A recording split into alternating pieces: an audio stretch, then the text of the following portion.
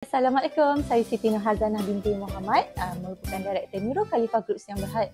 Saya Siti Najihah binti Sauti daripada Unit HR Nurul Khalifah Group Sdn Bhd. Saya Nurul Izzati binti Rosman, Head of Marketing di Nurul Khalifah Group Sdn Bhd. Saya Suraida binti Makdan, Principal Little Calypso Nurul Khalifah. Saya Nursyaidah Syuhada binti Cik Harun Kamariah, mewakili Nurul Khalifah Academic. Saya Teacher Syuha, Head of Academic Tadika Nurul Khalifah. Saya Jusnita binti Jalaluddin, mewakili Naura Kasih.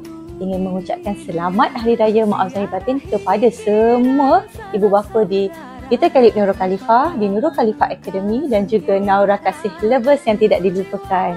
Hari Raya akan tiba, masa untuk bermaafan dan bergembira.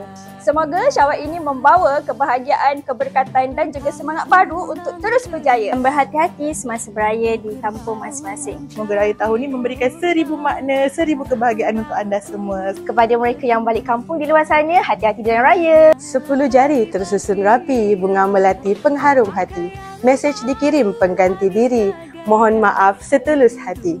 Selamat Hari Raya Maaf Zahir dan Batin. Selamat Hari Raya semua. Selamat Hari Raya Maaf Zahir dan Batin. Raya juga, ilmu jangan lupa. Selamat Hari Raya Maaf Zahir dan Batin. Salam sayang daripada Mami Zana.